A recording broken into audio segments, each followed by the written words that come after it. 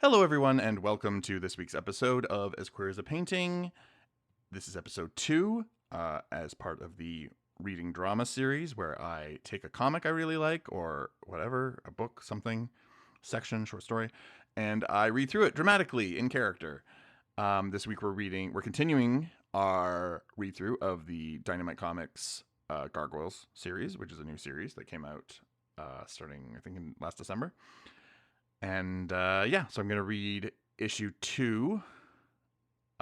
Keep in mind, again, this is meant to be a companion piece to the official release of the comic. So if you're really interested in the comic, make sure to buy it. You can read along.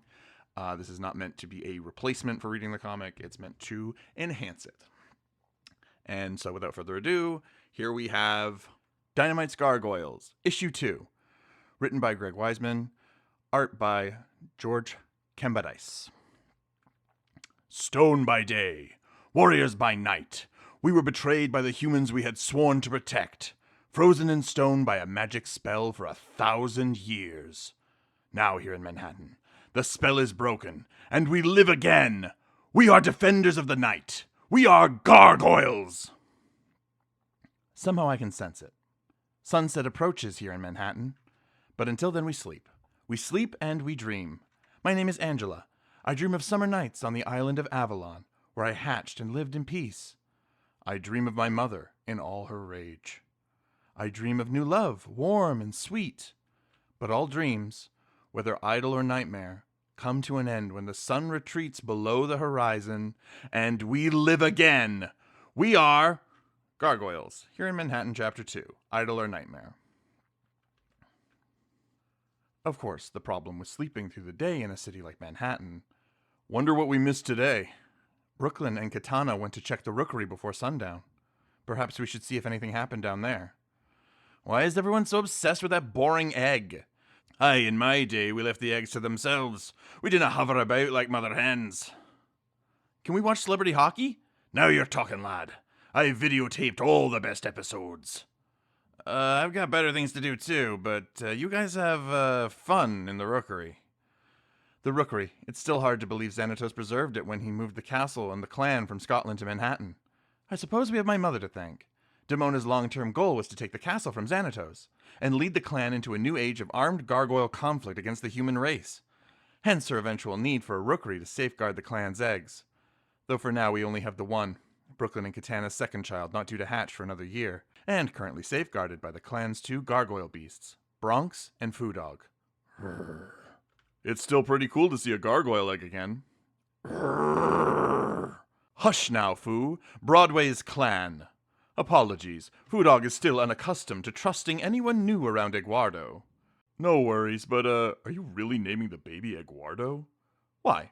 Is there a problem with the name? Brooklyn, does it carry some significance in your tongue I am unaware of? Don't sweat it, Katana. It's just a placeholder till the kid hatches and we get a feel for her or him. It's a joke name, isn't it? Goliath, Elisa sent word while you slept. Whew, saved by the messenger. Don't count on it. Is she in need? Fear not, brother. She merely wanted you to know there might still be time to attend the birth of her kin. Oh, let's go, Goliath. Yes, it would do our hearts good to share in such joy. I, too, would be interested in witnessing this. Hush now, Foo. Coldfire is clan, too.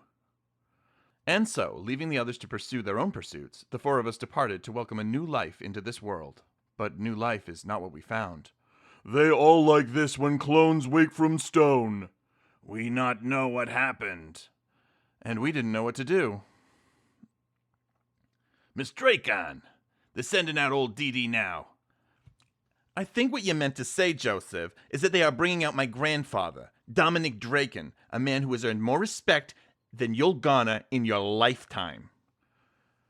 Right, sorry. Just get the cot, Joey. Right, sorry. Tony, honey, now aren't you a sight for sore eyes? Papa, please, I've asked you not to call me Tony. That's my brother's name. My name is Antoinette. Mr. Dracon, Travis Marshall, WVRN. I just have a couple of questions. For me, I'm not sure what I can tell you. Who did you say you were? Why are you bothering an old man? Tony, what's going on? You said I could go home today. You promised. It's all right, Papa. We are going home. See? Here's the car. Everything will be fine, okay? Yeah, okay, yeah, sure, here's the car. That was Dominic Dracon, just released from Bellevue Hospital, after lawyers for the Dracon family claimed he was suffering from dementia, and thus cannot be held responsible for any prior criminal behavior or actions. I'm getting mighty tired of putting on the dotty old man act, kid. The lawyers think it's important, Pop-Pop. We'll see. Hey, pal Joey, what's the word from Glasses?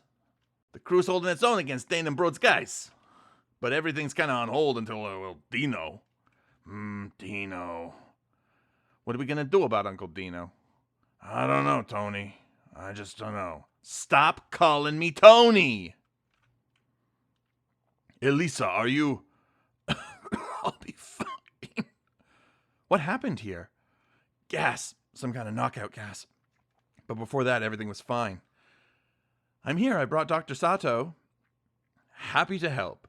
And honored to be included, but I've told you before, I'm a trauma surgeon, which is not what Maggie needs.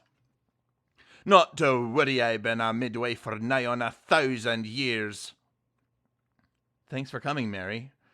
Of course, dearie. Any friend of Brooklyn's, you know. Now, let's make you as comfortable as possible, love.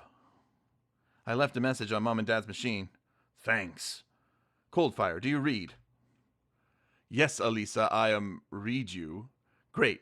Can you give Goliath a message when he wakes up? Tell him the baby isn't here yet. If Goliath comes as soon as he wakes, he might even be in time for the birth. I will inform him. Thanks. Signing off. Is Goliath coming? As soon as he can, I'm sure. He will take us flying? What's going on? Who are you? Have to get Maggie out. Oh. Enough talk. Don't you see? Maggie's gone. Wait. Mary's missing too. They must have taken her to keep Maggie safe, right? Safe for how long? Goliath, we have to find them. We will, I promise you. Who else knew Maggie was having a baby? The whole clan knew.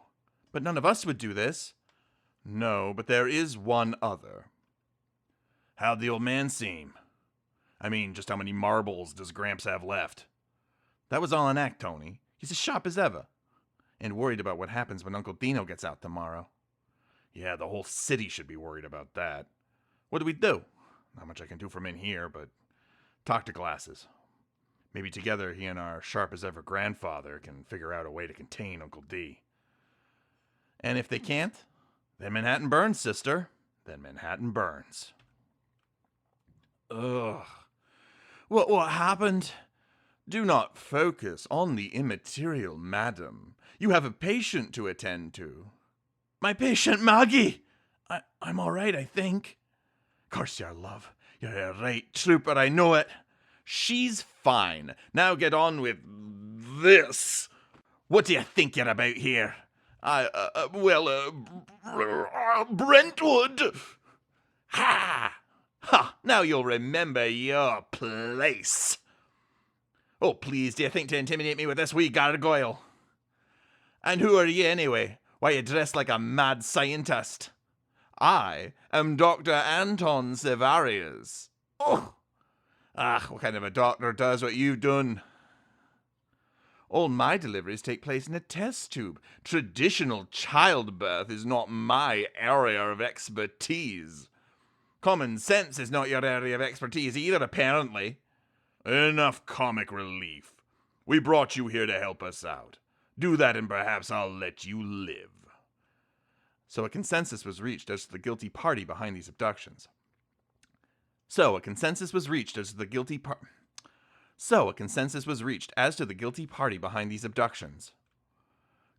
Cold Fire had revealed that Owen Burnett was listening when Elisa spoke of Maggie's pending delivery. If anything has happened to them.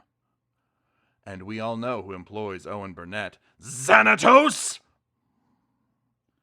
Ah, Derek. Always good to see you. I understand you're expecting joyful news. You dare mock me! Tell me where my wife and child are. Tell me now, Xanatos, or I will end you. The idol we had hoped for had been overthrown, and And although a slim chance of achieving the dream remains, I fear what this reverie now promises. Next, The Nightmare. Okay, so that was the second issue. I liked a lot of stuff in here. I think the pacing of it is really brisk.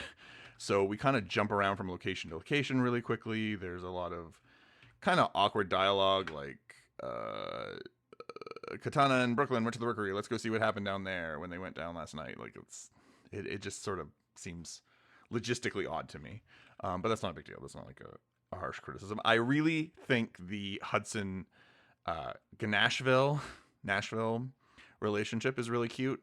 Grandpa and grandson sort of hanging out, watching watching bad television. That's really adorable.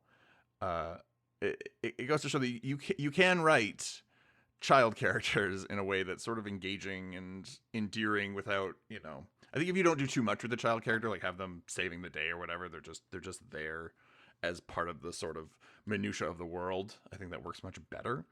That's sort of a conversation people have when they're talking about action comics and genre stories and stuff. Angela's narration was really nice. It was pleasant, bit placid, but very poetic. Very nice. I don't know if it really gave us a lot of insight. I felt like the first issue gave us a lot of insight into who Elisa is, even as a like longtime viewer, longtime reader, longtime fan. I felt like I learned something about Elisa's mindset. With this, I don't know. I don't really think it really made Angela pop. I was sort of resistant to it at first when I read this a few months ago when it came out, but I actually really like the Dracon family stuff. In the old show, they were always kind of like the B villains. There wasn't a lot to them.